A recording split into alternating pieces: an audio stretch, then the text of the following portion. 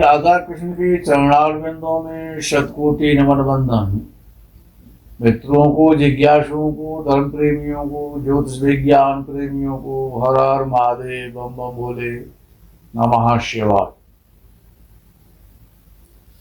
मित्रों, जब सृष्टि का निर्माण हुआ, जब सृष्टि की उत्पत्ति हुई,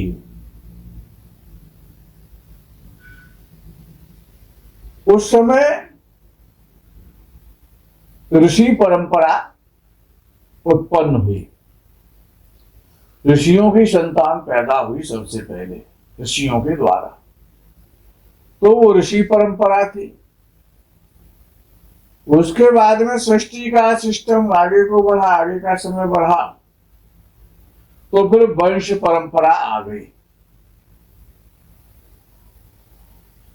सूर्यवंश है, चंद्रवंश है, भार्गव वंश है वंश है, पृथु वंश है, भरत वंश है, कुरु वंश है। ये वंश परंपरा चली। पुराणादि में वंशावलियां मिलती हैं, वंश परंपरा थी। उसके बाद कुल परंपरा आई। ये हमारे कुल के, ये उसके कुल के, हमारे कुल में इतने हजार लोग हैं, हमारे कुल के लोग वहां रहते हैं, हमारे कुल के लोग वहां रहते हैं, कुल परंपरा। उसके बाद वंश परंपरा खानदान परंपरा आई। ये हमारे खानदान के, ये दुबे खानदान है, ये चौहान खानदान है, ये जादव खानदान है। वो भी परंपरा लुप्त हो गई। उसके बाद परिवार की परंपरा प्रारंभ हुई। और परिवार तो आप जानते ही हैं। अब उसमें भी परिवार नियोजन और आ गया। परिवार था तो उसमें माता पिता और भाई, पत्नी और बच्चे हुआ करते थे जब परिवार का प्रारंभ हुआ। और जब उसमें एक शब्द और जोड़ दिया गया, परिवार नियोजन, तो फिर माता पिता परिवार से कैंसिल कर दिए गए, भाई बहन भी सब कैंसिल हो गए। हम B2 आवर्स 2, हम दो, हमारे दो, पत्नी और बच्चे और हम। अच्छा, ये विषय मैं कोई कहानी किस्सा नहीं सुनाता हूं किसी को, ये ज्योतिष का विषय है। अब विषय आता है कि जब हम ज्योतिषियों से प्रश्न करते हैं, हालांकि बहुत सारे जिज्ञासु पूछते भी, ऐसा नहीं है। जब हम किसी की शादी कर रहे हैं, अपनी बेटा की शादी कर रहे हैं, अपनी बेटी की शादी कर रहे हैं, और कुछ कालांतर के बाद में विवाह हो गया, 2 बच्चे हुए, हार्ट अटैक के द्वारा या कैंसर के द्वारा या ब्रेन हेमरेज के द्वारा, तमाम प्रकार के, कोई एक्सीडेंट के द्वारा, कोई गोली के द्वारा, कोई जल में डूबने के द्वारा, कोई गिरने के द्वारा, कोई रेल से कट करके, कोई एक्सीडेंट के द्वारा मृत्यु हो जाती है। कोई 30 साल का चला गया, कोई 35 का गया, कोई 40 का गया, कोई 45 का गया, कोई 50 का गया, कोई 55 का चला गया। और जब छोटे छोटे 2-3 बच्चे होते हैं और पत्नी गुजर जाए, 5-5, 6-6 साल के 2 या 3 बच्चे हों, जीवन नरक हो जाता है। कितना कष्ट होता है।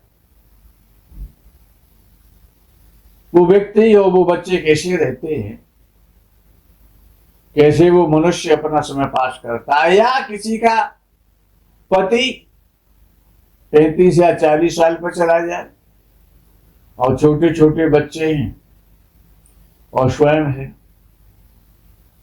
अब वो कैसे अपना जीवन यापन करें। हमारा कहने का जो अभिप्राय है वो ये है कि आपको ये देखना चाहिए कि आयु कितनी है। आप धन के विषय में पूछते हैं, मकान के विषय में पूछते हैं, शादी के विषय में पूछते हैं, बच्चों के विषय में पूछते हैं, कोठी कार बंगला के विषय में पूछते हैं। आयु के विषय में क्यों नहीं पूछते? अच्छा, जब आयु होगी तभी तो आप भोग करेंगे कोठी कार बंगला का, बच्चों का, पत्नी का सुख, तभी तो आप भोग पाएंगे जब आपके पास आयु होगी। उम्र ही नहीं है आपके पास। तो ये अल्पायु या मध्यायु या दीर्घायु। अल्पायु का मतलब है कि 35 से 50 के बीच में सिधार जाना, चले जाना संसार छोड़ करके, यह अल्पायु में आता है। मध्य आयु 50 से और 70 के मध्य में मानते ज्योतिष के आधार पर। और जब व्यक्ति 100 वर्ष का होता है या 100 वर्ष के नियर अबाउट पहुंच जाता है या उससे एवं हो जाता है तो उसको दीर्घायु मानते हैं। आयु को देखना चाहिए, अरे आयु है तभी तो आप हैं। आयु, अगर दीर्घायु व्यक्ति शतायु कब होता है? 100 वर्ष को पार कब करता है? 105 वर्ष का हो गया, 110 वर्ष का हो गया, 95 वर्ष का हो गया, 92 वर्ष का हो गया, 98 वर्ष का हो गया, 100 वर्ष का हो गया। 100 वर्ष भी पार कर दिए ऐसा हमारे बाबा ने। ऐसा कब होता है? लंबी आयु, दीर्घ आयु, चिरायु, ये कब होता है कि 4 लग्नेश देखने और 4 अष्टमेश देखने हैं आपको। ये 4 के 4 फैक्टर हैं। 4 लग्नेश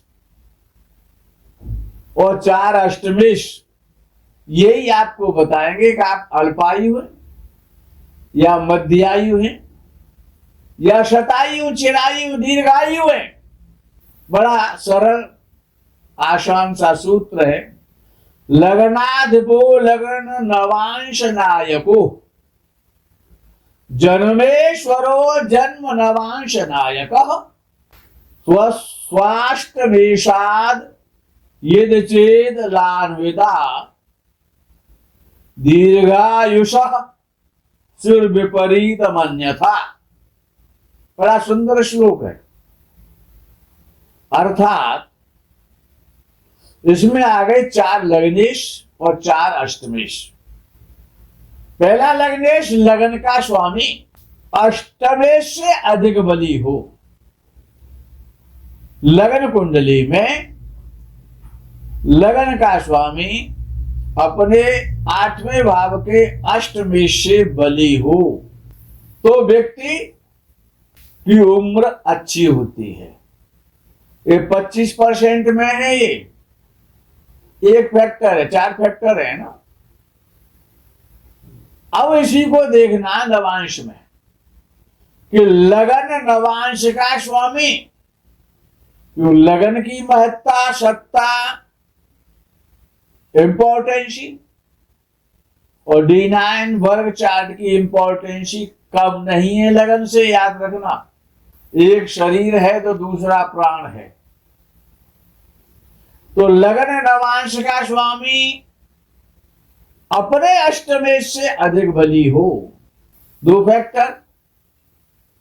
तीसरा फैक्टर जन्म राशि, जिसमें जिस राशि में आपका चंद्र बैठा है तो वो आपकी जन्म राशि है। 10 नंबर में चंद्र बैठा है तो मकर राशि है आप। 11 में बैठा है तो कुंभ राशि है। 5 नंबर में बैठा है तो सिंह राशि है। राशि 12 है।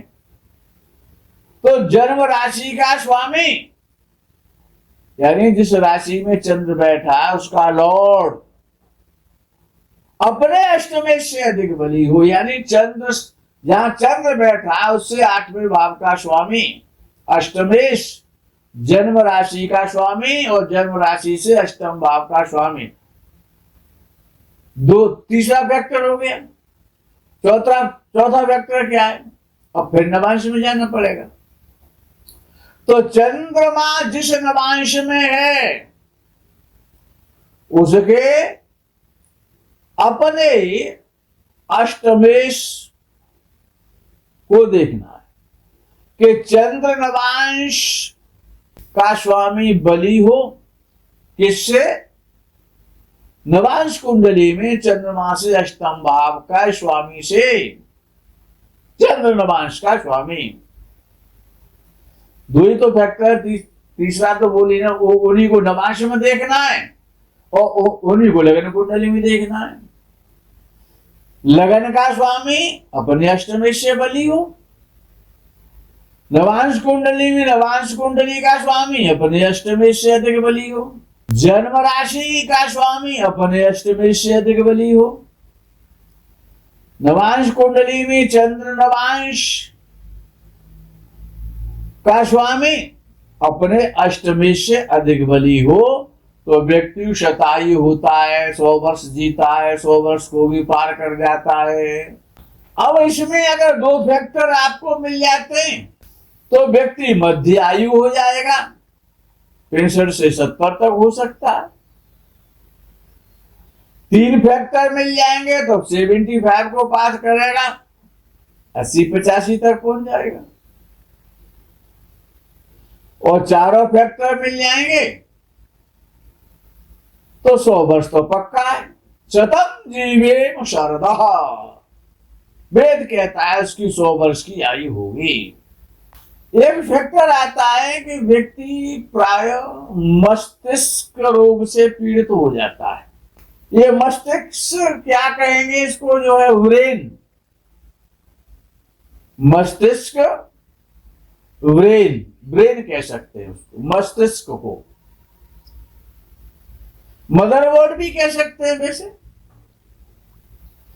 अब ये जो पार्ट है वो नेत्रों से ऊपर का जो पार्ट है जिसमें सारे पुर्जे फिट हैं, तो ये जो मस्तिष्क है, ये मस्तिष्क का रोग, जैसे मस्तिष्क में ट्यूमर हो जाना, बुद्धि खराब हो जाना, मेमोरी बस्ट हो जाना, ब्रेन हेमरेज हो जाना, हार्ट अटैक होना, ये सब मस्तिष्क के रोग हैं। और मस्तिष्क का लॉर्ड कौन सा है? जिसमें सारे पुर्जे लगे हुए, नेत्रों से ऊपर का जितना भी पार्ट है उसका लॉर्ड है मंगल। याद कर लो हमेशा के लिए। सारे टेक्निकल पुर्जे हैं तो मंगल क्या सबसे बड़ी टेक्निक है? उससे बड़ी कोई टेक्निक नहीं है दुनिया में। संसार में जितने भी बढ़िया से बढ़िया साइंटिस्ट पैदा हुए हैं या जो साइंटिस्ट हैं या जो आगे पैदा होंगे, चाहे वो सतयुग में थे, चाहे वो त्रेता में थे, चाहे वो द्वापर में थे, चाहे वो कलयुग में हैं, हर युग में साइंटिस्ट वैज्ञानिक रहे। मंगल ही साइंटिस्ट बनाता है। तो मंगल जो है वो ब्रेन का लॉर्ड है, मस्तिष्क का लॉर्ड है।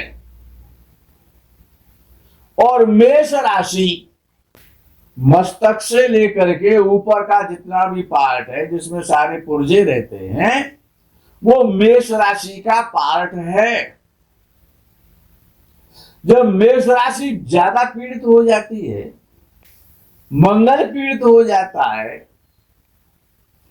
मंगल पीड़ित किससे होता है? मंगल और राहु, मंगल और शनि, या